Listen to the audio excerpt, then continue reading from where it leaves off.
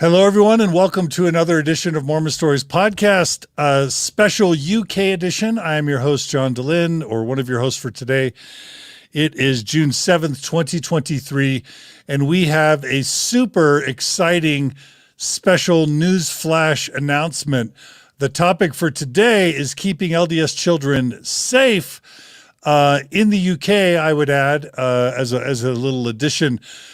Today, I have as my co-host Nemo the Mormon from the Nemo the Mormon YouTube channel, and we're also featuring Jane of 21st Century Saints, which is another podcast and YouTube channel in the progressive and post-Mormon space in the UK. But what we're going to be talking about today is breaking news that apparently the Mormon Church in the UK is going to be requiring background checks of any church members who are called to work with children or youth throughout the entire country.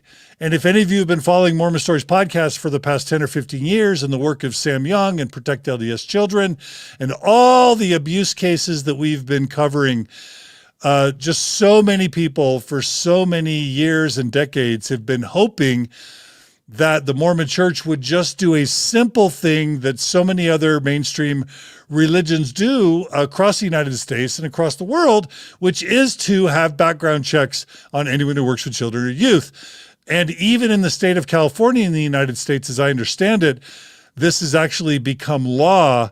But, you know, we're all wondering why the Mormon Church, with its $250 billion, wouldn't just sort of take this tiny and relatively inexpensive step to protect children. And it turns out that a small group of activists in the UK, and I would say particularly activist women in the UK, have made monumental strides towards helping the Mormon Church, at least in one country, do the right thing. So without any further ado, we have Nemo the Mormon joining us. He is a face that's familiar to hopefully all of you. Hey, Nemo. Hey, how's it going? Thanks for making this episode happen. I'm so excited. I'm unbelievably excited. And we have Jane from the YouTube channel and podcast 21st Century Saints. Hey, Jane. And are you muted, Jane? I am. Yeah. She did an RFM. What? Welcome, Jane. Yes, it is great to see you. Yeah. Yeah, and this is not your first time on Mormon Stories, right? You've been on at least a few other times. No, we did a Britvengers panel way back when we were covering the British rescue, but yeah, this is the first time where I haven't had the whole of the rest of the team with me. So yeah. Well, 21st Century Saints is an amazing, wonderful YouTube channel and podcast that you all need to check out.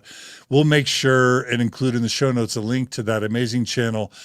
You guys need to subscribe to it, donate to it, follow it, watch it, and all the good things, along with Nemo the Mormon channel. Today, I'm going to definitely be taking a back seat. So I'm going to switch up the panels right now. And we're going to let Nemo sort of step in as main host, and we'll let him guide this interview. And then I'll interject a question or a comment here or there, and I'll also be monitoring this amazing live stream that we have of YouTubers and Facebookers that may have questions or input or feedback for us. But Nemo, let me turn the time over to you.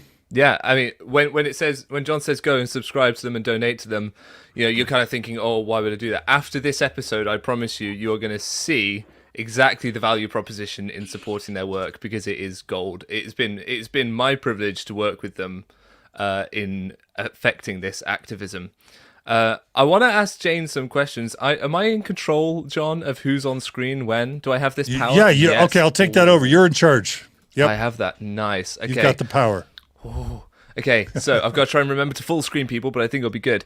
Jane, can you just tell us a little bit about what the state, before all this kicked off, what was the state of safeguarding in the UK church? I think let's start. And tell us what safeguarding ground means. zero. What does that mean? Yeah, and what it meant in the Mormon context, all that stuff. Okay, well, first of all, I want to give a little bit of context about why I can, what gives me the right to to speak about this. So I am still an engaged Mormon. Church is part of my construct. That's how it's the language that I've learned to speak. What country are you from, Jane? Scotland. Yeah. So I'm in Glasgow State, just outside, and I live just outside of Glasgow. So yeah, we've been church members who've brought our children up in the church. Ruth, who's a member of the team, has taken a step back from Mormonism, has disaffiliated, and we also have Sara, who Sara is a really important part of our story.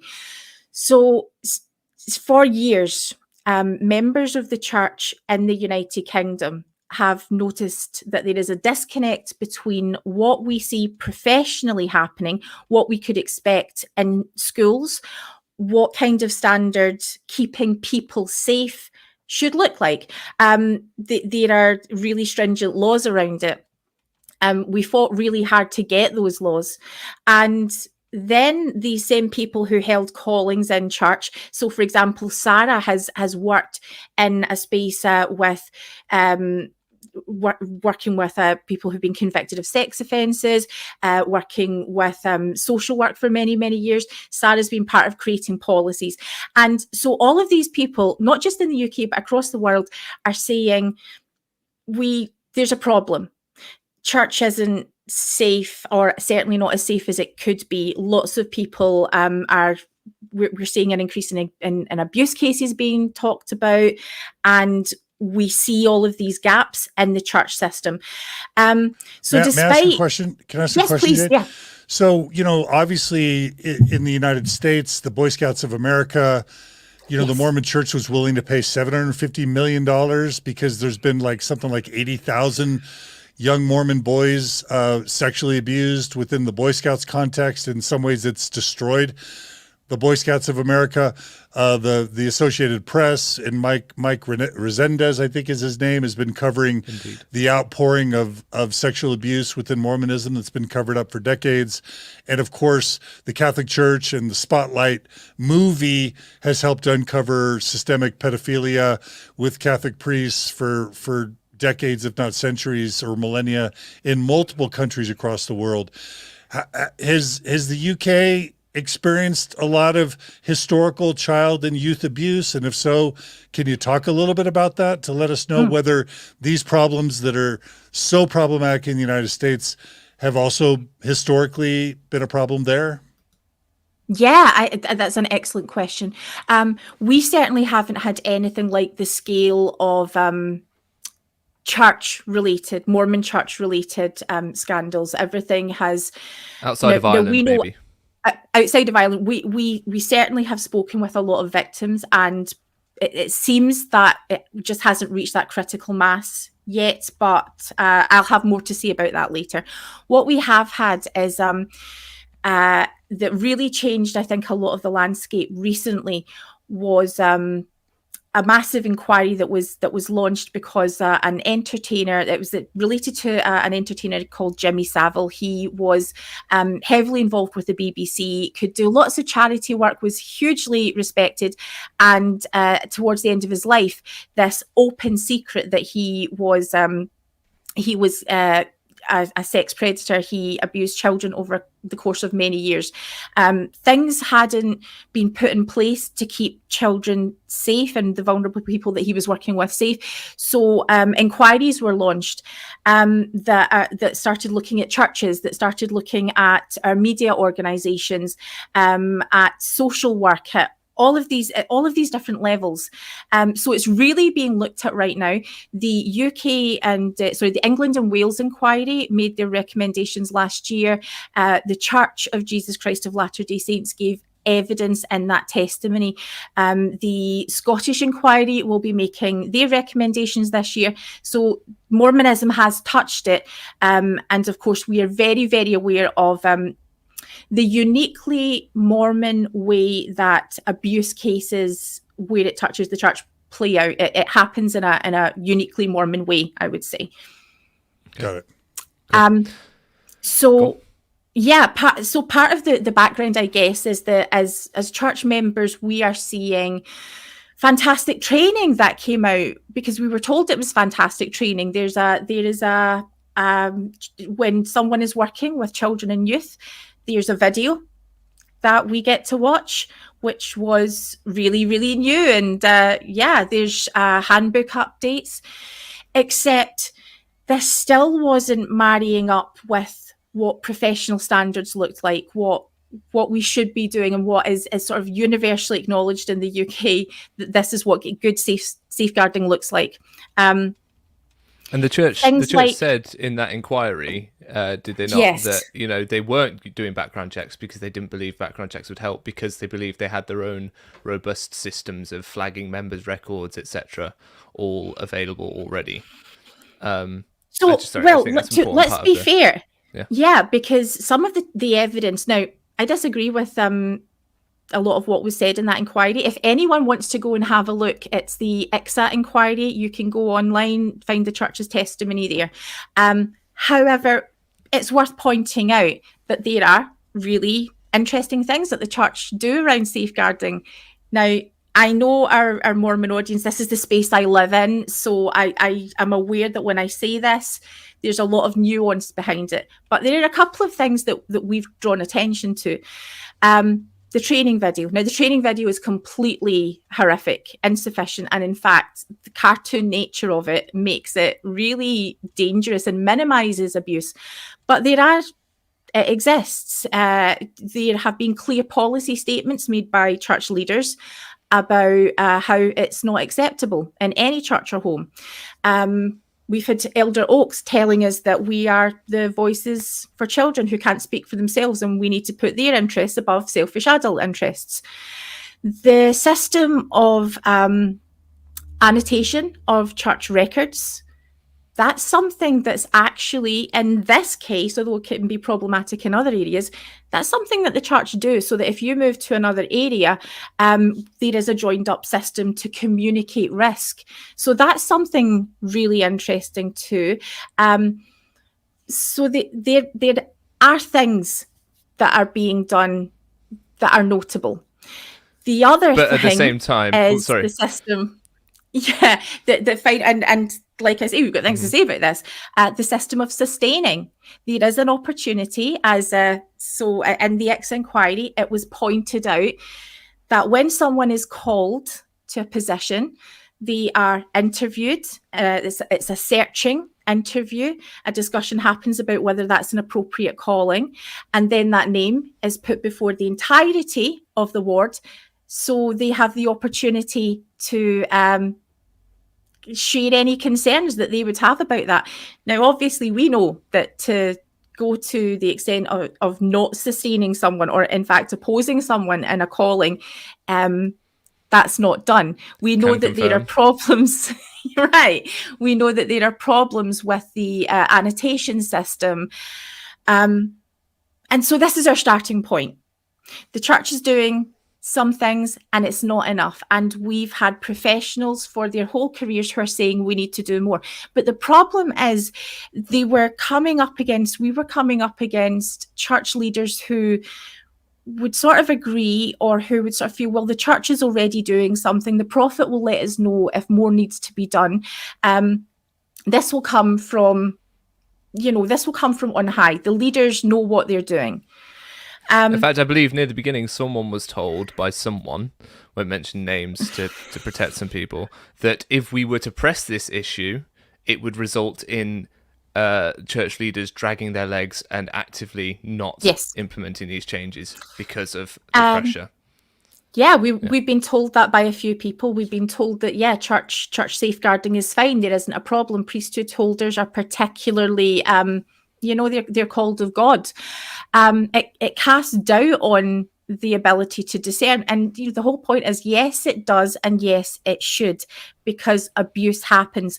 Now, these inquiries have the people who testify in the inquiries, these organisations, have the opportunity to respond what they've learned as part of this process. The Church of Jesus Christ of Latter-day Saints has not responded. They have not published what they have learned.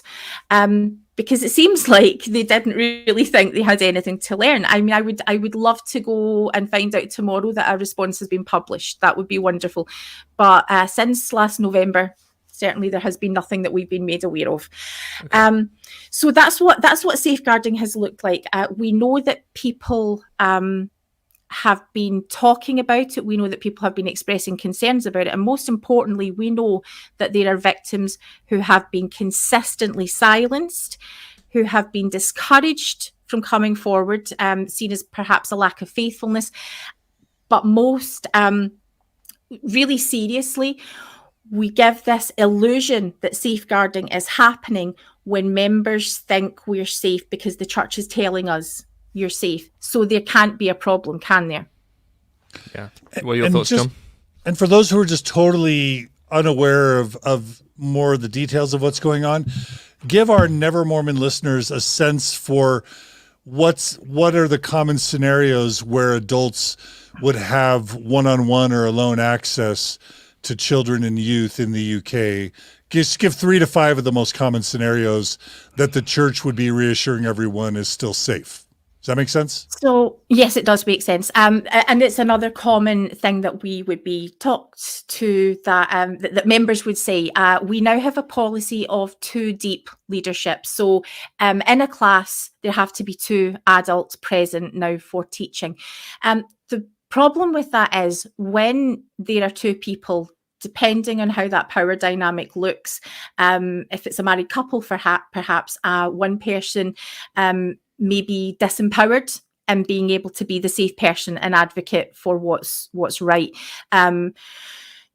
Frequently, we have closed door interviews, although these things may be getting better, they still tend to happen. And those interviews and discussions would happen around the subject of worthiness, of chastity, of dress, of masturbation, really serious things. We also have dynamics just simply of power, where women can feel like they don't have a voice. Now, let me just give you some context to what we're talking about when we say safeguarding, because up until Sara came on the scene, and Sara's in the comments and is able to help, answer questions and things. Sara and Ruth are there with us. Safeguarding is about more than the one topic of child protection. While children and youth are tending to be the most vulnerable group that we hear most about, and most child abuse issues tend to be child-on-child abuse statistically. So we have dynamics of supporting children when they're alone together, what that can look like. Children having sleepovers, and the assumption that because who you're having a sleepover with, we have families that we're very close with. Those relationships happen. But in addition to that, we have elderly parents, we have elderly members of the church and an aging population anyway, who are having one-to-one closed-door financial interviews with their bishops about how much money they're paying, whether they should be paying more, and have they perhaps considered using their finances, selling their home, serving a mission. And adults who are over the age of 60, most adult abuse issues are that age group. What else? Other safeguarding vulnerable groups, we're talking about people in the LGBTQ community, people of African descent, travellers, women. So this is about more than just children. We can see that actually when you look at it, most people who are attending church could fall into that vulnerable category. And so safeguarding is about more than just child protection.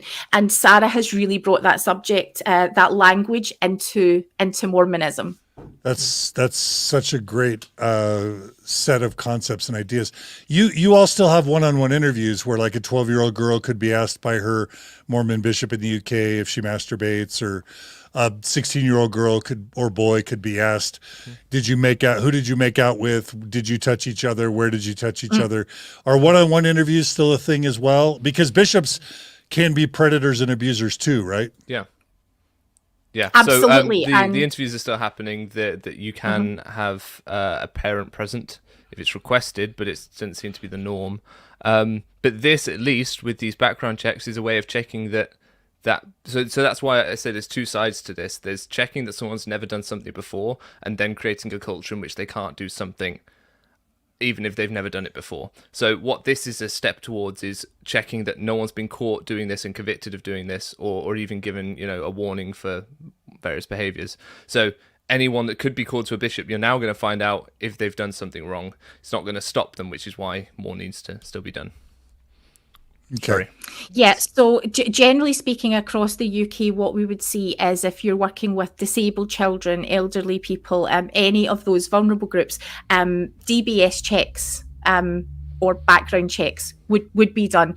Now, what that looks like is that the person who, because there are different systems across the world, what it looks like is where I to be someone who's going to get this DBS check.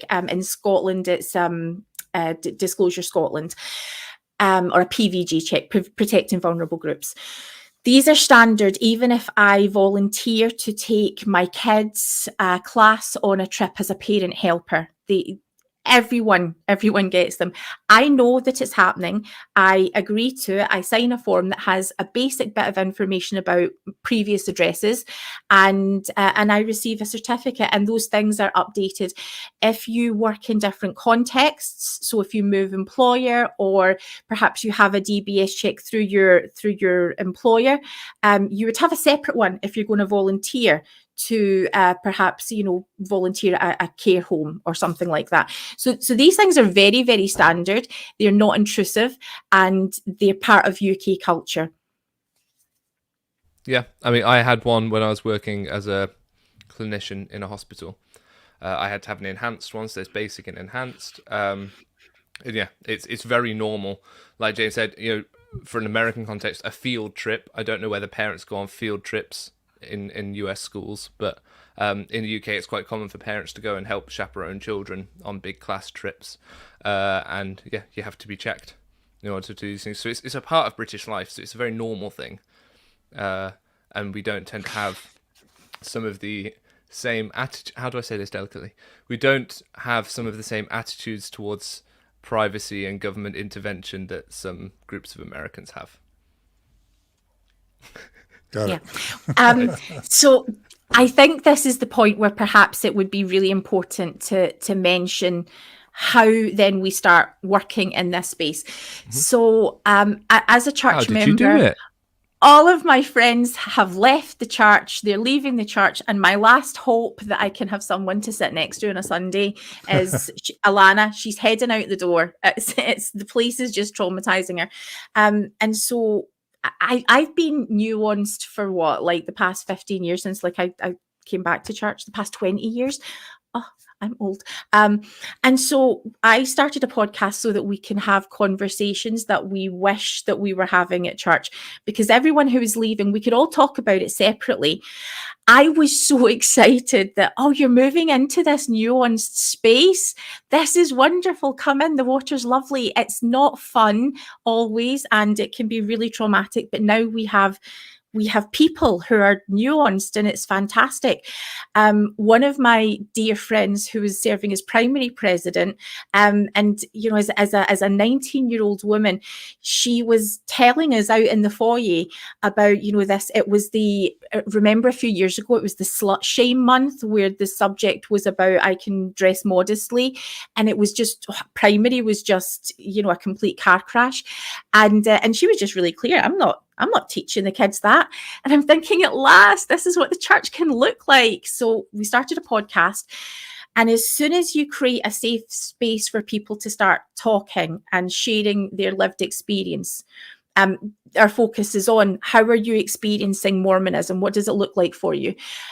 People start telling you, and stories of abuse started to be shared.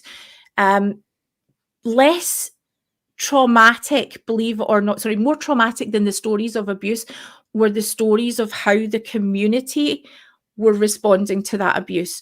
So we began working with specifically one person that I know is watching, who we love you, you know who you are, who's never shared their story.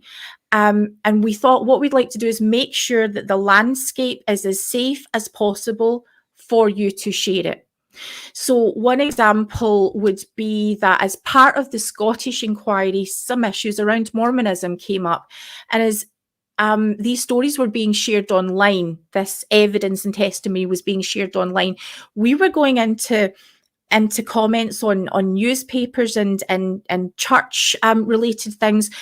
We saw this split of Mormons, and it wasn't Mormons, ex-Mormons, it was Mormons and ex-Mormons who were so split on we shouldn't be talking about this. We know these people, we love these people, and everybody was sort of picking sides, and it was just so traumatic to watch. But more than that, we were seeing people in the comments who were then justifying why it's absolutely fine to hit your children. And we really need to look at what this dynamic is. So we started more formally working in this space with Sara's incredible expertise and our platform. We started to have the conversations. We asked if victims would speak, and they did. So we've looked at over 100 cases. We've spoken to over 100 people, and uniformly, and what we found so far now, we've also launched a survey so that if people don't want to speak to us directly, but you would find an anonymous survey more comfortable, you can use that. So that is still open. So this is very much ongoing. But at this point, we have only spoken to one person in that 100 who has ever felt completely supported by their Mormon community. And we have not spoken to any people whatsoever who have felt supported by their church leaders. And that's horrific to us. That was so jarring. So we, like I say, we started working in this space. We, as part of the Britvengers, we have great people to bounce ideas off. And so we're hearing from leaders that this is really important to them. We're hearing from members that it's really important to them, ex-members. Everybody was on the same page, and that was something that I hadn't seen happening before. So we began last August. We launched an open letter. Podcasters across the world signed it. So all of your favourites are on there. Bill Reel, RFM. We have Lindsay Hansen John Park. signed it, right? Did you sign it, John? Should we shame him publicly? Only because I know he was busy. Like I know that you got to see it, but things were happening. Busted. It's good to keep John humble, right? Oh, you are the best, Nemo. I wouldn't have called you out, John. I wouldn't have. I'll take it. I'll take it. I would have left your shame to grow by itself. Anyway, no, that's very Mormon. That's very Mormon. All the other guys signed it, so we were good. So we did that. We launched a petition, and basically what we were asking for was robust background checks. Oh, John, do you want to add your name to the petition? Sure. Yeah. Right. Thank you. There we go. See, this is how we repent and we move like on. Send a link. Send a link. Happen. I've got opinions about petitions, but we'll talk about those some other time. This was the open letter where anyone can sign the petition. But yeah, the open letter, we wanted to really corral people who had strong thoughts. We then where did we start? We started meeting with national charities. We started meeting with solicitors, church leadership, church legal leadership. We started meeting with media organizations, and all through this time we're meeting with victims. While we're sending this message out, hand delivering it to the open letter, requesting robust background checks, requesting safeguarding measures to be implemented. It was received with grace and with support. Actually, we were delighted with how it was received. We had fantastic conversations. We were then asked to do a presentation to a national conference on our work on child abuse. in the Church of Jesus Christ of Latter-day Saints. We presented that beforehand to leaders in the church so that they could get our thoughts on what was happening. That went really, really well. We've had some really great experiences, and most importantly, built fantastic relationships. Now, also, we were pains in the ass. They did not like some of the language that they were used. We got some.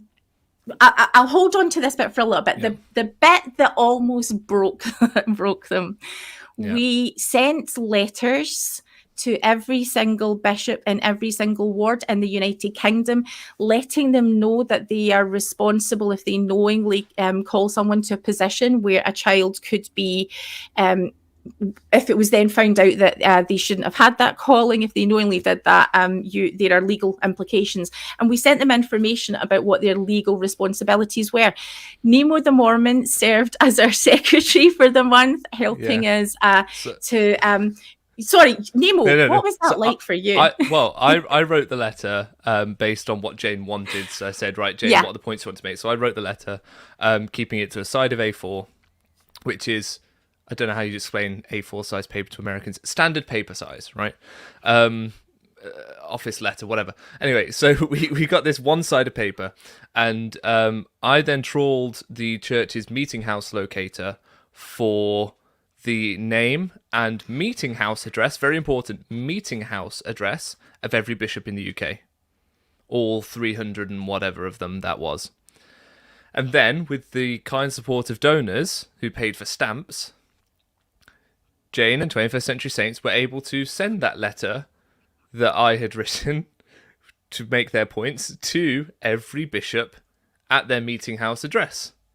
So it went to every single one of them, all over. Now, what the church does for some meeting houses is they have a redirect in place so that the letters will go to the bishop's home. The church then tried to scaremonger in a following letter that they sent, saying, we don't know how they got your personal information. But it was we hadn't got their personal information. The church had put the redirect in place. We'd just got publicly available names of who the bishop was and where the meeting house was located. That's all we did. And they didn't like it. And they didn't like the fact that 21st Century Saints were working with me, because without getting too into it, my fingerprints were all over that letter. I included some language and some things that I'd already spoken about that they knew. And in that response letter that they sent, which we've done a podcast about, in the response letter that the lawyers sent, they spoke about the fact that 21st Century Saints were working with, and I quote, the individual who has been spreading misinformation, which is me. So they weren't happy with those tactics or with the company that Jane and 21st Century Saints keep. Is that fair to say, Jane? Actually, that's, and that was our big problem with it. So the letter was actually very well received. We got lots of thanks. It was very by the bishops themselves, yeah. by the bishops. It made people really nervous about their personal information, but it upset people because we did this. And one of the things that was mentioned was that now they had taken the time, having seen this letter, having listened to us, or certainly at least gone through the motions of listening to us, they then take it a bit more seriously, and they have a look at our website, the petitions, the open letters that we had sent, and specifically they have concerns about the company we keep and who our friends are, the people whose names are on those open letters. Now, I want to put a pin in that because it's so important, Sure. and what happens next. Mm-hmm. So, just for context, Julian from the Britvengers had been having a conversation one day as we were talking about safeguarding, saying, you know what, some should write a letter. Everyone needs to know this. Excellent idea. We're gonna do that. Nemo helped doing so much of the groundwork. Peter Bleakley was doing all of this research for us. Everyone was working together, and it was beautiful. It was so beautiful. Everyone for the same purpose. Ex-Mormons, we made them nervous. To make that clear, like Jane's an active believing Mormon who goes to church. I'm in a slightly different position. I go to church. I am actively attending church. All these sorts of things. I'm a bit more bluntly critical maybe than Jane in her work. Peter Bleakley's been excommunicated. Priesthood Dispatches resigned his membership and is possibly the most irreverent out of all of us. There's people from all over the Mormon, ex-Mormon, post-Mormon, nuanced Mormon space are all united in the cause of trying to keep children safe. It brought people together. Let me go even further than that, because one of our Britvengers had shared his story of abuse in the church. He was vulnerable and brave, and PD, we love you. And your story is what centers this background. It's the people who have experienced this. PD is working so hard to support us, and I just for those who don't know, that. PD he's Priesthood Dispatches is his internet name, and I think we did a Mormon Stories episode with PD or Priesthood Dispatches, correct? We did. Yeah. Mm-hmm. Okay, we'll include that. We'll include that in the show notes. So he says things that give me a nosebleed, but oh my goodness, that man is wonderful, and he has worked so hard with us, and his vulnerability and honesty and shaming. So I have been very clear on this. I don't care who you are or what calling you hold. I don't care what level of authority you have. I will not be told who my friends are. I will not be told who I get to stand in this space with, because they are the best of humans, and they are certainly in this space. They have done more for child protection than any other leader I can think of. So I love you, PD, and I just want to say that. Okay, so what happens next? Yeah, we made the church nervous, but we just kept working with them. We express our love and appreciation for them, because also appreciate that we're not just talking about us. When I'm saying that people who have been working and their careers and have to have DBS checks and know what good safeguarding looks like, when they come to church and they can see the holes in the system here, they can see the problems. Leaders have been saying this for such a long time. Everyone wants this, but no one's actually doing anything to sort of shove it up to the decision makers. And so I think that's pretty much what seems to have happened. A committee was established. Now, that has never happened before based on activism, just to have a committee. And I was furious. So this work is going to sit with a committee for however long. And now it might be in church terms that is radically, that's a historic moment. Yeah, we got that. But oh, screw you. Come on. This is really, this is obvious stuff. Mm-hmm. We would make recommendations to the committee. We offered our Sara to sit as part of that committee, which was... it wasn't declined, it was just kind of ignored. So we've got this, sisters, thank you very much.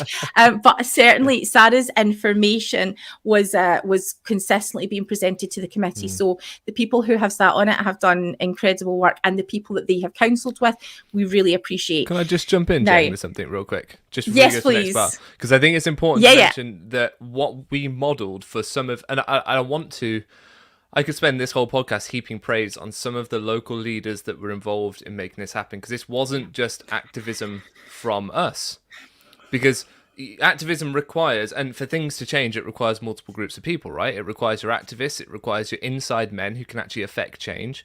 It requires, it requires different groups of people. And I think what we've shown some of these local leaders, and what we encouraged in some of these local leaders, was that disagreeing with the status quo was okay, and that actually if they did feel strongly about this, they could push a little bit, and they could ask the questions of the people above them, and they could kind of push that a little bit, because we were giving them all that pressure. And I think they were seeing that, okay, no, people can get passionate about this, and this is an important issue. That's my thoughts on that. Sorry, Jane, carry on. Yeah, and what that looked like in real terms with us was, we pissed them off. We really did. We let them know exactly what we thought. We didn't change our language around that. But we also supported, expressed our love, we were able to share the voices of the victims. Would it be okay, just in their honor, I want to just quickly share a couple of quotes. You see, some of the things that we were presenting were being met with disbelief. We were told that not one person would have been called without, if a DBS check was in place, it would be irrelevant because it wouldn't have caught anybody. We weren't told that. The government inquiry was told that by the church's lawyer. Right? Let me just go further. I was told that by the lead legal counsel. I love you and I still want to marry you, Elder Craig. He's beautiful and very Jane has hot. Got a crush on the church's head legal counsel. I don't know that is why we're in this place, but I do. I am an admirer. Anyway, to be told that are you actually, I think the language around it is, are you actually suggesting that we would call someone knowingly would they have a background of abuse? And yeah. But the answer is, how do you know? Exactly what we are telling you. How do you know if you don't check? Because we have You have been doing it. Right. Yes, but also no. Go on. They know who these people are. In every ward, in every stake throughout the world, is very rare that abuse is happening in a vacuum. Most of these situations that we read about, especially in the media, most of the reporting that we've experienced, people know. Your bishop knows. People confess. People are never going to do it again. People are deeply regretful. Victims are coming forward, and it just sort of stops there. People know. And especially when a church goes into a call goes into the church's safeguarding helpline, which is a whole other problem that I have. You're saying this and you know who they are. Yes, that's exactly what I'm suggesting. People are being called with backgrounds of domestic violence, spouse abuse, child abuse, and these things do happen. We've spoken to them, and what we had offered was if there are any of the people who have experienced this who actually would be willing to speak to you, we can certainly facilitate that, as long as there would be no further harm caused by that conversation. And certainly at first they didn't take us up on that offer. The landscape around that has changed now, but I do want to just really quickly just shout out a couple of these quotes, and these are from our survey. Someone said, I heard the whole God doesn't intervene thing, except he does, repeatedly in the scriptures. So apparently he just doesn't intervene in cases when priesthood holders are the abusers. Someone else says that the only thing I'm interested in at this point is injustice. And the church is in no way, shape or form about justice. It is in fact opposed to justice. This next person who says, I am still afraid of my abuser. My leader sided with my abuser. My friend left her abusive husband. He was able to continue in the church like nothing had happened. So these are the stories that we're putting in front of. We don't want to believe abuse exists. We don't want to believe that it's happening in our family because it is terrifying. But we are vulnerable. And unfortunately, when forgiveness is weaponized, when we are too afraid to really look to even acknowledge who the vulnerable groups are in the first place, we can't possibly keep someone safe if we have all of these blind spots, if we're not willing to really look at the problem. Now, at no point in any of these on that committee, no victim is a part of that committee, no survivor of abuse. The recommendations from some of these ICSA reports is that there should be safeguarding officers, that any safeguarding policy should be shaped by victim experiences. And that is what we're pushing for. We're also pushing for third-party external safeguarding reporting, so that if safeguarding is reported, that is overseen by an external agency. Which seems to be a step too far for them at the moment. John, I just want to get your thoughts real quick, because there's so much has just been thrown out here. What are your thoughts at the moment, now that you've heard a bit about how we progressed to this point, how this activism took hold? Yeah, well, I'm just inspired by it. And it's just so different than any, you know, I mean, just with this whole story, and we talked about this beforehand, the pattern in the United States is the following. Activists get concerned about, you know, priesthood abuse or LGBT rights or women's rights or church history. And in every case, the concerns are credible and well-founded. And so people start trying to talk to priesthood leadership and they get ignored or shut down. And so they try and speak publicly to help the church do the right thing. And inevitably, whether it's Sam Young or Kate Kelly or Bill Reel or Jeremy Runnels or, you know, the September 6th or whatever, ultimately the activists get excommunicated and then wait 6 or 12 or 24 months, and whatever changes the activists were agitating for get made in some piecemeal form. And that's pretty much, but this idea of actually engaging with church leadership and then having and being listened to, and then heaven forbid, actual changes getting made within that dialogue, and then, you know, the activists not getting cut off and excommunicated. That's just literally unheard of in my world. And I'm sure I have in some sense, extreme exposures to some of these forms of activism. I'm sure there's a lot of quiet activism that goes on that I'm not privy to. But, you know, this whole story just seems like bizarro land from an entirely different world. And I know we're not even done with the story yet, but that's the framing that just, my mouth is open this whole time, just saying, what is happening? What church is this? It's not just you though, John, because like if you pull up the slides that I've sent you, we're going to play this real quick clip from Ahmed Corbitt. Yeah. Okay. You want me to play the clip now? Yes, please. Yeah. Okay. When activism or advocacy is directed at the kingdom of God on earth or its leaders, especially prophets and apostles, it is the wrong tool for the wrong job in the wrong place. As simple as that.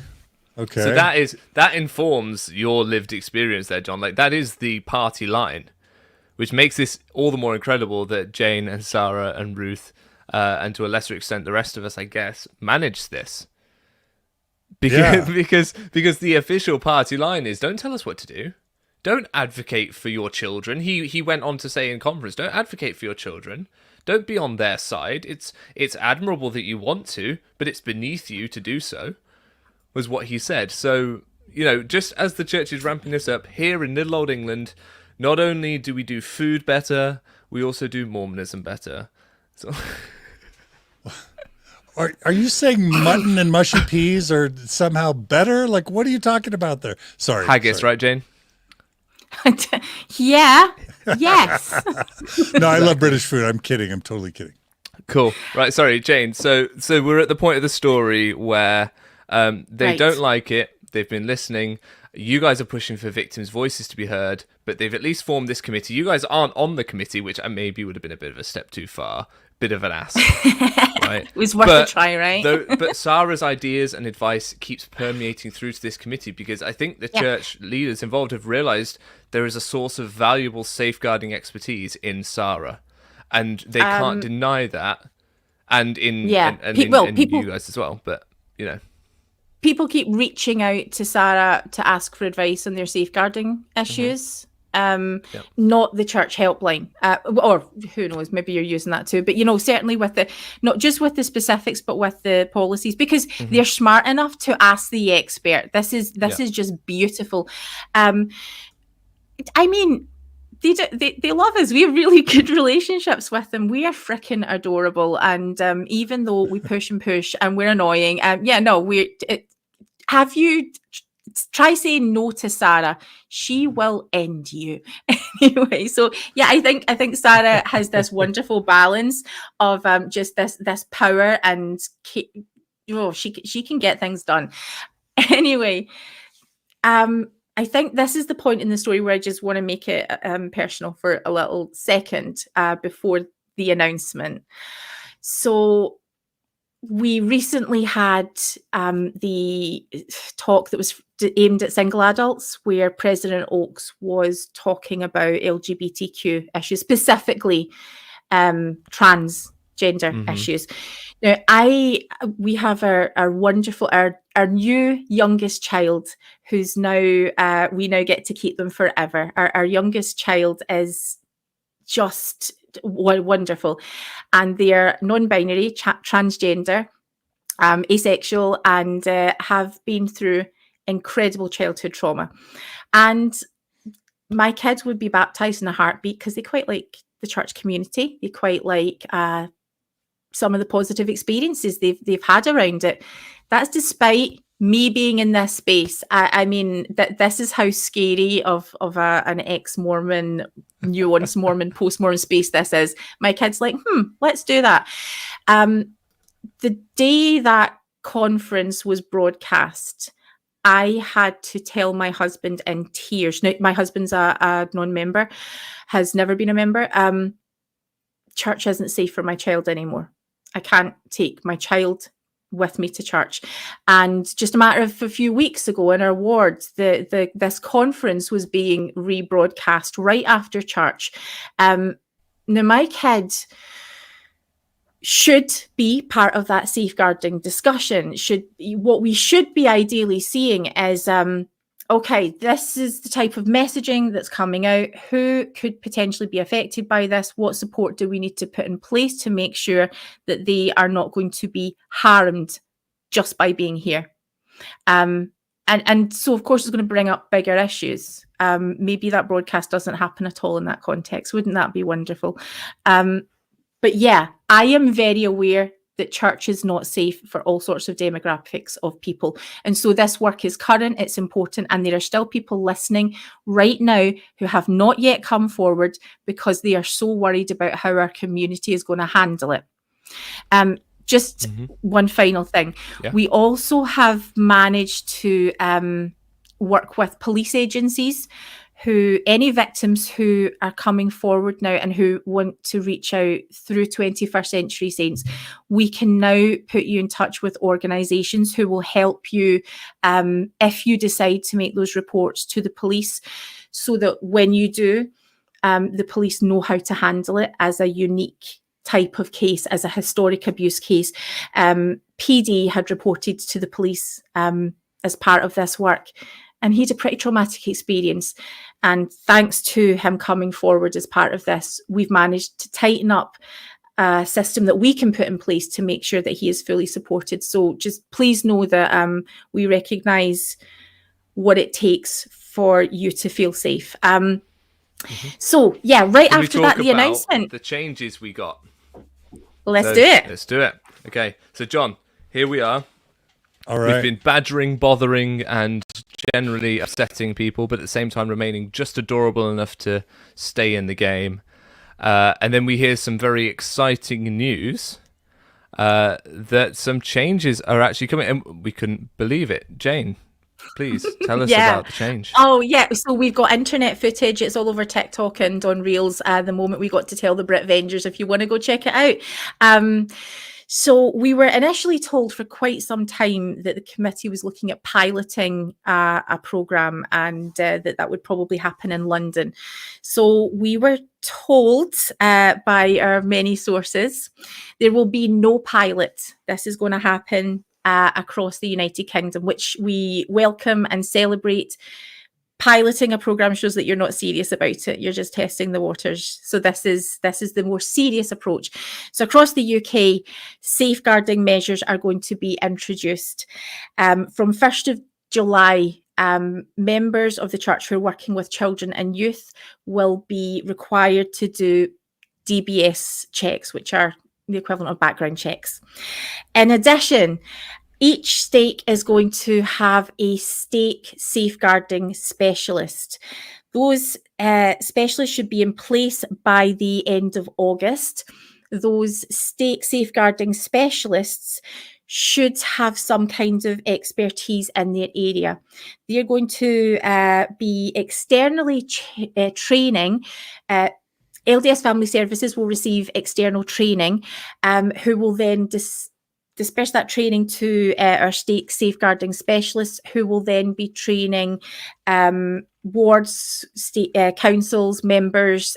They will take that forward from there. These measures will be fully implemented by the end of the year.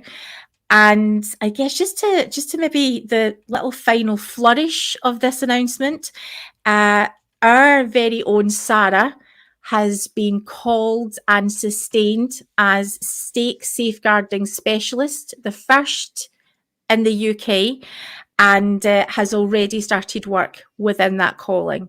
So we welcome it. We are absolutely delighted. And what we want to do is just to take this moment to just acknowledge, if it hadn't have been for the voices of victims, if it hadn't have been for people with expertise, if it hadn't have been for faithful Mormons, if it hadn't have been for leadership, if it hadn't have been for ex-Mormons, if it hadn't have been for nuanced Mormons, if it hadn't have been for never Mormons, everyone came forward in this space for the first time in history. Everyone at these different levels of activity. We've only had one person give us a hard time about our work. One person. It's unheard of. And we've managed to balance those conversations because every single voice in this space has been important. So while it might have been something that the church reacted to about the people that we have stood with in this space, we want to shout out and thank everyone who has signed our open letter, all of these people who have continually pushed, who have been the angry voices, who have been the nuanced voices, who have done this work. Our Britvengers friends have been part of lifting us up and making sure that we can get the job done. This is a first. I also really want to focus on how this can be replicated in other areas. People have asked from the beginning, how can we do 21st century saint stuff over here? Yeah. So can we put a pin in that, please? Yeah. Because I just want to mention the fact that the church were supposed to let bishops and state presidents and everyone know, and they didn't. So the reason you're hearing this from the first time from us is because we gave them a chance to announce it and they didn't.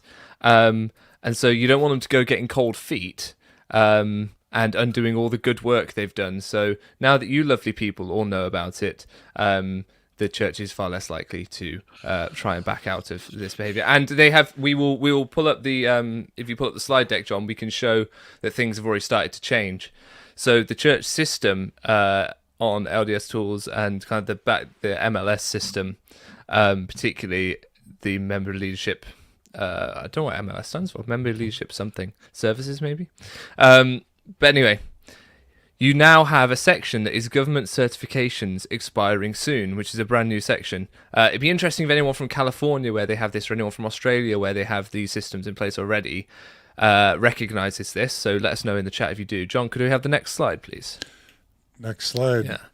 So we can see now, please refer to local government rules to know what documents, if any, are required for those that work with youth. Certificates are added and stored on each individual member profile. Now, that's what makes me think this has been stolen from the California system, say. It's just been added in, or from Australia, because there it is government rules.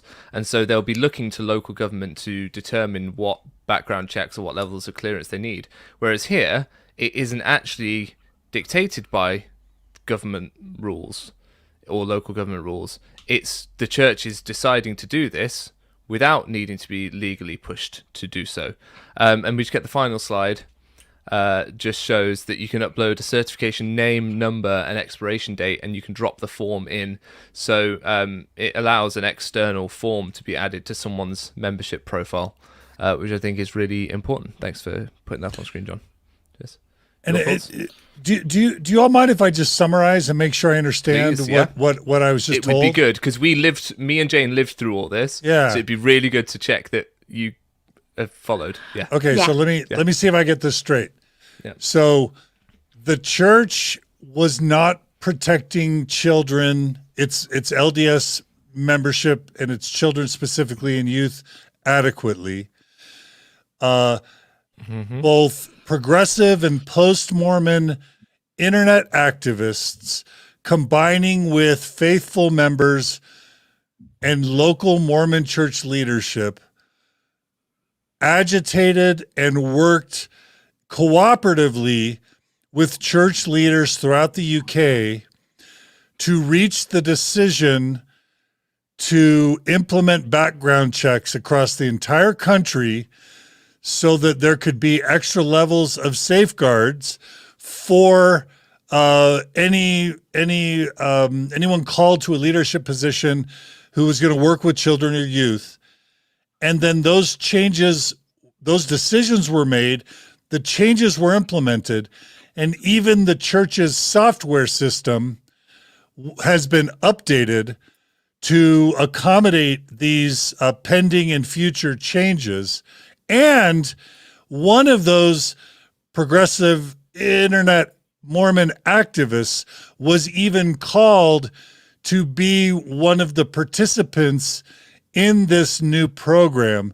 And the only thing that hasn't yet happened, but is soon to happen, is that it's going to be actually announced.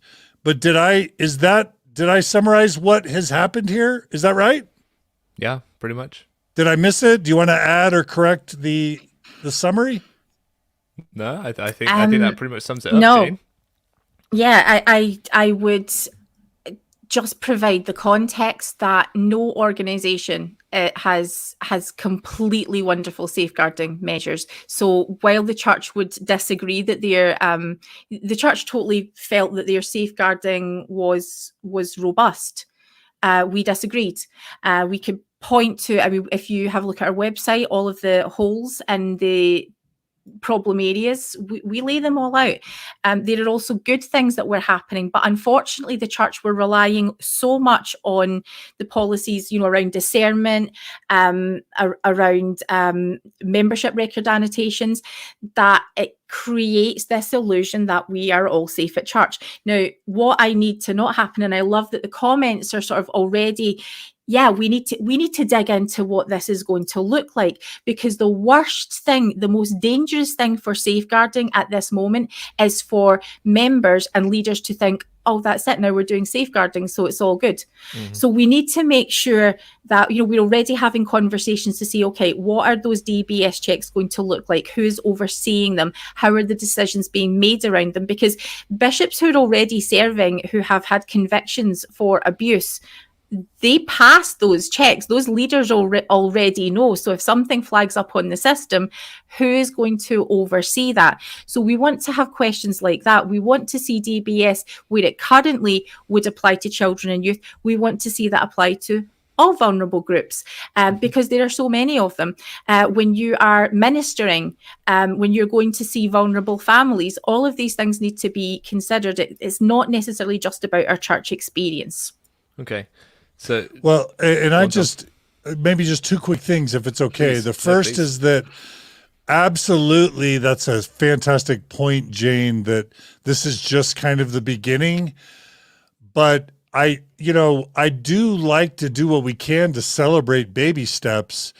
And I'm just saying I tried to say before, the history of activism in my experience in the United States, like, I have to just celebrate structurally what has already happened, because even though maybe not one child is more safe today in the UK than they were a month ago, the fact that more progressive and post-Mormon internet activism combined with actual faithful membership and countrywide leadership collaborated on making a structural change that has been implemented in such a relatively short period of time.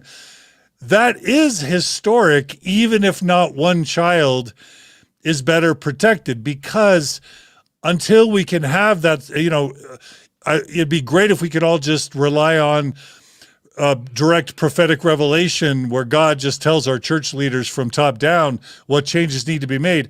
Obviously, if we wait for that, there will never be any progress.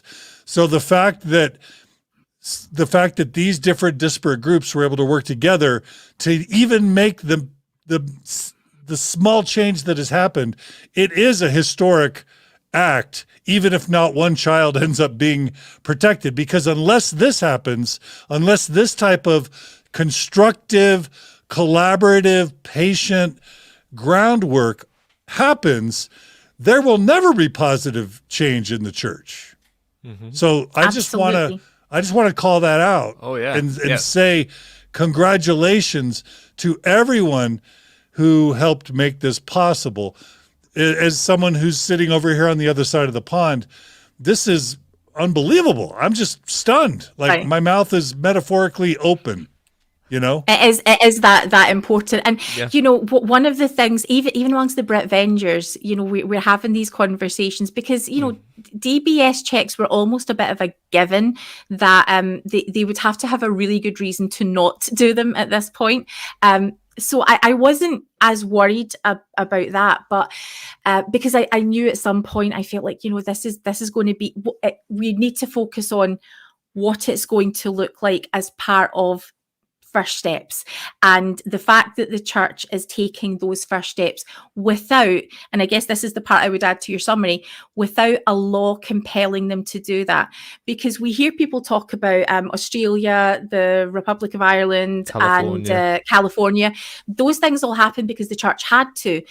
So the church did not have to do this. The church has listened. It has listened. That has been the work of activism, both from within and without the church. And that's what we needed. This uniformity of purpose. If we want to even bring the Book of Mormon into, when people are speaking with one voice saying this is what we need. Now, if any members are concerned about where this fits with discernment, absolutely, these are things that you should be wrestling with. If a church leader is relying on discernment, enjoy, knock yourself out, but that can't come at the expense of where that balance has to be with keeping children safe. Yeah. So we now have these more stringent policies that are going to help you do that. This is good safeguarding, means that we are continually looking at what happens next. And training for safeguarding specialists is going to mean that there is this process of communication. So as safeguarding specialists, we've called Sara. You're going to hear from Sara. They are going to hear this training sucked, or here's where we could improve it, or this was exceptionally good training. Can we talk about this on our podcast? We want to talk and celebrate the good things that happen as well as the things that we want to see change. If safeguarding specialists are receiving these callings, they do have to be empowered to push back. Because what we're going to see is, especially if women are being called into these positions, we cannot have safeguarding specialists who are being told, thank you for bringing that to attention. We appreciate your advice. Now we've got it from here, sister. That is not what a safeguarding specialist should be doing. They should be keeping the church honest. They should be, aware that these complaints and situations and real scenario, lived experiences are relating to very close relationships. It's the bishop's best friend. It's the people they play golf with. It's the father. It's the mother. So there's going to have to be real external training. And thankfully for me, this is maybe a part of being able to move away from the best person in the world for me to disclose to would be my bishop, because he's not trained. He can say terribly awful things that are going to re-traumatize or potentially even cause more harm than the original event. What would be wonderful is if we have safeguarding specialists who know how to get the right help at the right time. Everything is recorded, and there are no barriers to what that will look like. And that could be an end to keeping things in-house, right? That could be, these safeguarding specialists could be the way that we stop this perpetuation of abuse within religious institutions of handle it in-house, don't let people know.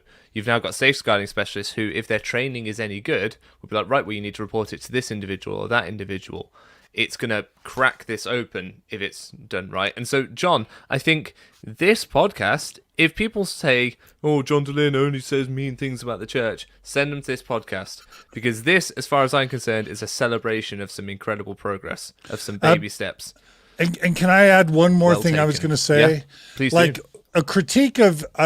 I don't know if this is a critique, but an observation of sort of progressive and post-Mormon activism is that it has predominantly been led by men. You know, whether it's, you know, me, Jeremy Runnels, Nemo, RFM, Bill Reel, Sam Young, a lot of men have been leading progressive and post-Mormon activism. And oftentimes it's been done from the outside. In other words, it's like, we're ex-Mormons, we're on the outside, and we're, you know, sometimes I think we as men maybe have more of a tendency, more of a proclivity to stand outside and throw rocks at the church metaphorically. And I don't mean to be disrespectful to all of us as progressive and post-Mormon men who've been trying to make a difference. I think there's a degree to which everybody contributes in important ways. But what I want to highlight is the fact that I love how this is an initiative that appears to have been led by women predominantly or almost exclusively, and that the women have been working from within. And I would like to see more of that instead of, you know, because we all know the backfire effect. We all know that when you attack someone, they get defensive, they recoil. And especially if you're attacking from the outside, because not only are you attacking and it creates defensiveness, but also you're an outsider. And who wants to listen to an outsider, right?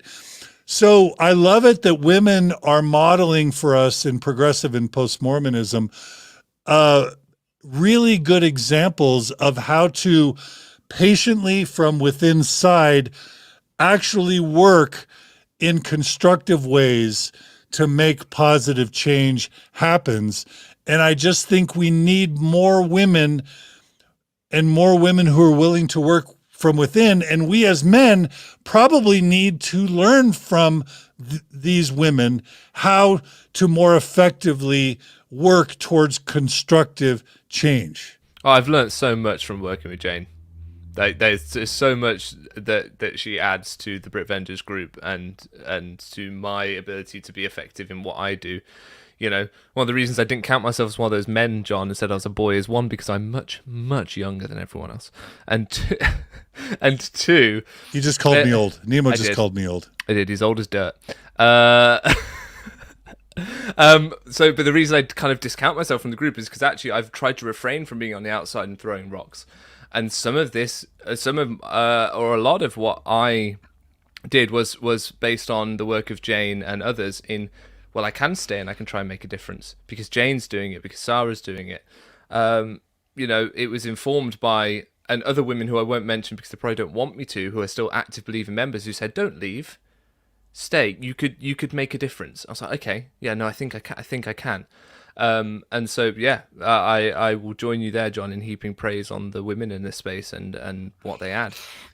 Yeah. I love Jane. The way part of the team is Ruth, who, you know, Ruth is the queen of analogies too. I think how she describes it as, you know, that the 21st century saints are holding the door open, that if you are staying in the church and you're engaged, we want to make that safe. We want to make you feel that you're loved and that all of you is welcome right now. That if you want to take up that offer, that terrible phrase that just the church keeps using, but if you really want to come unto Christ seriously, that that person isn't getting in the way of you doing that because they're being a dick. So we really wanted to make sure that people felt safe, but also that the door is open, that if people are leaving and that this is not a healthy space for them, that we can bless their journey and that their voice is still critical and valuable. For me, Mormonism is about the people who made Mormonism, and we are shaping that. As I am so excited about seeing the evolution of what's possible, which is why I'm in this space.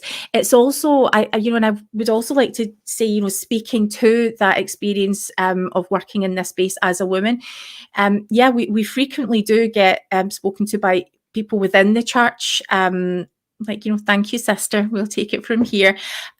We have to, you know, I'm saying we don't adjust what we're saying. Sometimes we adjust literally the tone of our voice so that we sound a little bit more gentle. This Mormonism gets baked in, and we, you know, all of these things that we've learned that have become part of how we've learned to show that we are safe to church leaders, or they won't listen. What working in this space has allowed us to do is I have been heard. I have been listened to, even when I am completely wrong. None of my ideas get shut down. I feel like the group that I am supported by in the Britvengers help me to be the highest version of myself, that even when I'm completely wrong and I'm pissing them off, they are just so respectful and do not shut us down. So suddenly I became someone who I was able to find my voice, because I don't have to communicate in the language of Mormonism constantly. I interrupt constantly now because I haven't learned how to not do that. And it's why I don't feel bad for talking over Jane right now like that. Never. Because, no, because I'll interrupt you straight back. Exactly. I will keep doing it. Do you want to get your milk, little boy? There we go. See, Jane puts me in my place every time. So, John, what do you think? I have some questions for you, or maybe ask you to pose some questions to Jane about what you think could be done moving forward. How do you think we move this to the rest of the world? I mean, we talked about this before the show, but that's the big question: is if it's good enough for the entire UK, when is this going to be implemented? Not just throughout the entire United States, but Canada, Latin America, the entire world. Certainly we have the computer systems and the capacity to do it here. This is ground central for the Mormon Church, for better or for worse. And the church has $250 billion in value that it could easily use to just make background checks ubiquitous throughout the church worldwide. So I'm just dying to know can I ask whether... you a question, please. John? Sorry. One of the things I think, and maybe we haven't stressed it enough, is that background checks are just so synonymous here. They're so normal. No one's really worried about them. We do them for everything else. In fact, if you were seeing a doctor or a teacher or anyone who wasn't background checked, you'd be worried. You'd be a bit concerned. You almost assume that they have them. And I actually want to ask you what it's like in the States. How common is background checking people? And is it a cultural thing? Is it, like I kind of alluded to earlier and made a bit of a joke about, is it that there is genuinely a contingent of members of the Mormon Church who would see that as some sort of government overreach or some sort of overreach of power into their privacy? Just want to get your thoughts on that. Yeah, well, you'll probably get as many opinions as there are people. But what I can say is in traditional Protestant churches, as I understand it, so Unitarian Universalists, Episcopalians, Presbyterians, Lutherans here in the United States, it would just be understood that you do background checks on people working with kids and youth, as I understand it. So in traditional Protestant Christianity, it's just the norm. When you get to other high demand religions, Jehovah's Witnesses, Scientologists, evangelical Christians, and I'm not sure about Catholics, that's when all of a sudden you just wonder, well, as I understand it, you don't see ubiquity, and you wonder why. Why is it that the high demand religions are less likely to implement background checks or standardize on them? Now, the exception to that, weirdly, was with the Boy Scouts of America, because as I understand it, historically, the Boy Scouts of America at some point had so much abuse, had so many problems, that they made background checks required for anyone, leading Boy Scout troops. So on the one hand, that was my only really exposure, as I understand it, as I recall, that was my only exposure to background checks growing up as a Mormon or as a Mormon adult. It was, if you want to work at the Boy Scouts, well, then you have to have a background check, but certainly never with the church itself. And so in the church itself, within the Mormon church here in the United States, it would never be discussed. It would never come up. It would have never happened unless you were working with the Boy Scouts. And of course, after, past several years, the Mormon church distanced itself from the Boy Scouts. And I don't even think background checks in the end saved the Boy Scouts. Maybe that was because there was just too many past decades of systemic abuse. Clearly you can have too deep leadership and background checks and still have systemic abuse. So to Jane's point, in no way should we celebrate now and say children or youth are safe in the UK or anywhere, but certainly it's going to be better than if we don't have background checks. So anyway, I don't know if that answered your question, Nemo. But yeah, there's this right-wing conservative element that's resurging where they, not only would they probably be uncomfortable with background checks, they don't want vaccines. They don't want general health care. They distrust science altogether.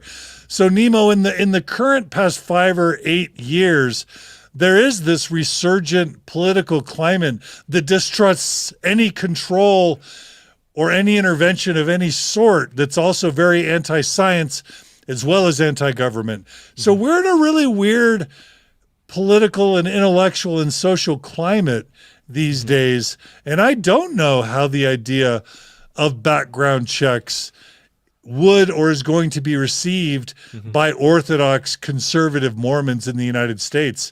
Yeah. It's a real interesting time.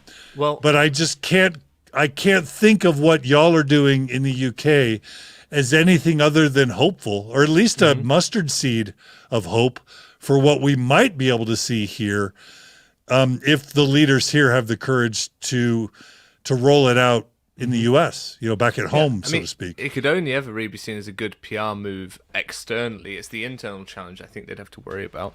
And the only other thing I'd say, go on. Go on, Jane. Yeah, just because I think this is part of the story, though. It's part of why at no point do we get to celebrate, ever to celebrate to say safeguarding is done. There is always going to be predators know how to work the system. There's always going to be something more that can be done. So it's in that context, this is something that we celebrate because it is happening. This is happening. Safeguarding is happening. Robust safeguarding, we are working for that. But the thing is, it has to be part of a broader discussion. So DBS checks are just part of what robust safeguarding look like, a small part actually, because we're looking at this through the lens of UK eyes, through US eyes. It's important to acknowledge, in Mormonism, our polygamous past, that we have had really good reasons to be a bit anxious about government interference. Even today, could someone who's had a polygamous background and perhaps has left that and is looking to serve in mainstream LDS church, what would that look like? Are there any members of his family that could potentially be at risk, or her family? What about, we think about Russia, China, places where, places where the government to be aware of where you were going to and how you were teaching, or where you were serving. These things are not always straightforward because the government's going to look a bit different for everyone. So it has to sit with part of a broader context. And this is why we talk about safeguarding. And I think I just wanted to point to something that was pointed out to me recently in a discussion around this, and this individual is now going to be kind of eating their words a little bit because they were pushing hard and saying, I don't see the point in background checks. What if people start refusing callings because they don't want background checks? Think about that for a moment. What if people refuse a calling because they don't want a background check? Could it possibly be that there's something that background check could uncover, and maybe that's not someone you want working with your children? So Absolutely. Even if they act as a deterrent, brilliant. Even if they catch someone, they only catch one person, excellent. But then the other half is these safeguarding officers and this safeguarding training and creating an environment where you've got people whose sole responsibility is to make sure that people know how to spot and recognize abuse. People know how to deal with people when they come forward reporting abuse. And people who know how to make sure that it doesn't stay in-house and go to Curtin McConkie or the church's law firm, but that people can direct report out. So that there is this external oversight almost. I think that's one of the biggest things that's right getting now unlocked here. You can always report out. You do not have to go through your bishop. You do not have to do that. You can always contact the police, and where you to need any support, obviously we're always here to advise. We've got a website, but don't ever feel like your life is controlled by a line of priesthood authority, please. I also so want many to speak people to do. just on your So many people Yes, do that. Having absolutely. those safeguarding specialists will help those people. Of I guess course. is what I'm getting at. To then feel like, No, well, I'm you- still and going you're through absolutely the right. church. But then out. Sorry, carry on, Jane. Yeah, just to speak to your point, a conversation that that Ruth was having with us just recently, I think was just a beautiful one. While we have had forgiveness weaponized, and chastity and modesty and all of these things weaponized for such a long time, and we're all aware of the chewed gum analogy. We know what young girls were told, that they would be the equivalent of chewed gum. No one's ever going to want you if you have done this thing, if you have crossed this line. And the reality is, and I thank Ruth for what she brought to the discussion that we had. The reality is, yes, some people in this context are going to have to be the chewed gum, and it's the bishops, the leaders, if you have ever abused a child, if you have hit your spouse, if you have any convictions around this area, it is perhaps going to be painful for your church community, for you, but these things should disqualify you from ever serving in a role ever where you have the ability to influence or be in contact with someone who's in a vulnerable group. In these situations, the bishops are the chewed gum, and it's just what has to happen. People have to be risk assessed. Every person and every calling, risk has to be looked at and managed. And that's the thing that we're not really good at doing in church, because, the people who run the safeguarding helpline here, the bishops, the stake presidents, we all have such close linked relationships that we know the situation, we know that this person's deep down a really good guy. It doesn't matter if a conviction has happened, then the disqualification really should be something that follows. Yeah, so I think that's where we're at. That's where we're up to. John. And just really quickly, just a couple quick things. One is, if I'm the church, there's a reason why I've probably held off on this for so long, and why I have a history of protecting abusers at the expense of victims. And it's just, I think unfortunately it's because of whether it's our polygamous and secretive heritage or the patriarchy, whatever it is. I think abuse is so prevalent historically in the Mormon church that if they start doing background checks on leaders, there's going to be a shocking percentage of members in every single ward who are immediately disqualified from a huge chunk of callings. Plus, how can word not get out in ward council? Let's have so-and-so. Oh, we can't have him. Why not? Well, we can't say. Like, this is obviously going to be a massive headache once this starts getting rolled out, especially in the United States, number one. And then number two, the church is already hemorrhaging members worldwide, and especially in the United States.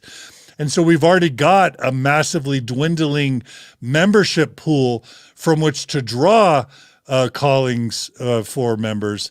But now we're going to shrink it even more by excluding all the people who have records of abuse.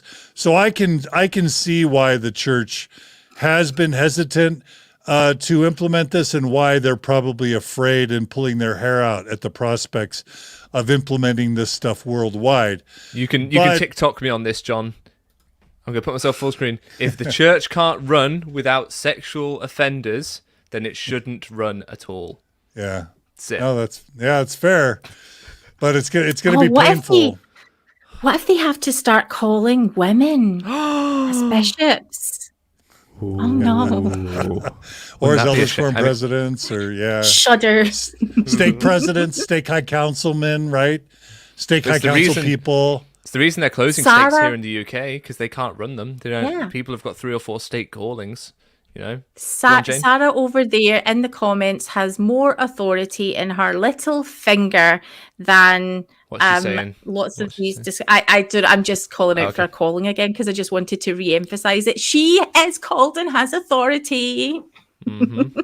That's awesome. It's excellent. John, what was your second point? I love it. I just also want to, I do want to just give a shout out to the Britvengers and, of course, 21st Century Saints. You all of you have been so instrumental in this and in other really laudable efforts. And I just want to always give a shout out to all the members of the Britvengers, because what you are doing collectively is just so special, and it's so inspiring, even to us old goats who have been doing this for 20 years. We're super inspired by all of the members of the Britvengers and what you have done. It's special and it's inspiring, and I just can never get enough of the good work you're all doing. So thank you. Thank you so much. Cheers, John. Thanks.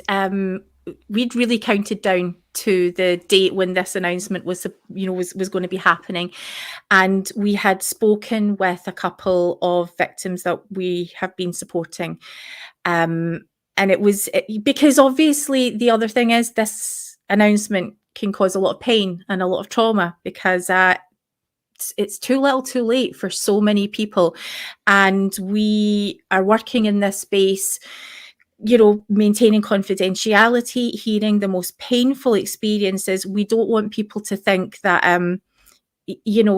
this is okay now, that the church is doing safeguarding. So we want to make it really clear that this is the start of a process, and that our job is to amplify victims' voices.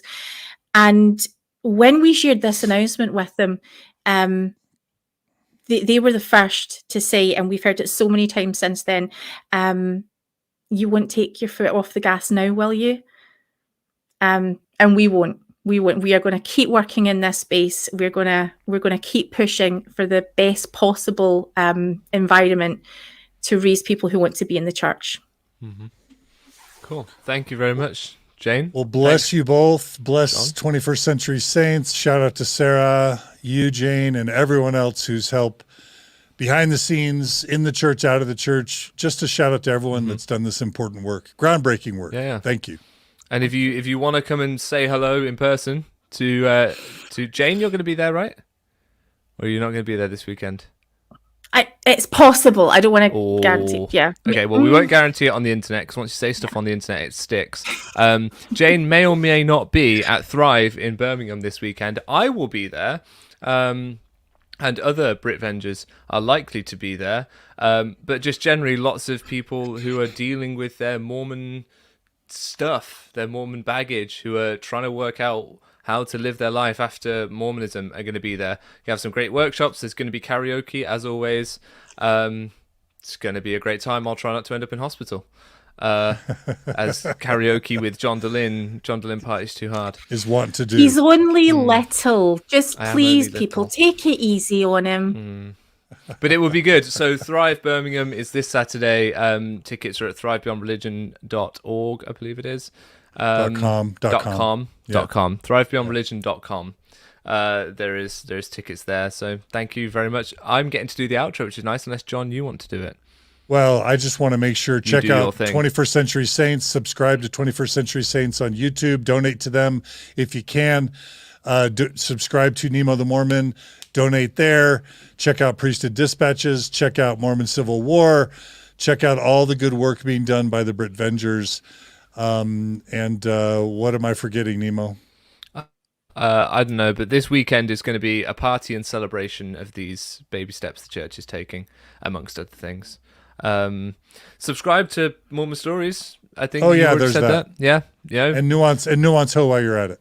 Oh right, and Nuance Ho. Cara Burrell's getting all the Mormonism love. Live and all the things. Zelf and just be part of the big family. And know that this is a good day for the church, and they can change, and they can do it without having to be compelled legally. So let's just keep making them do stuff like that, and it will be a better place for children and grandchildren who, for whatever reason, can't leave or don't want to leave.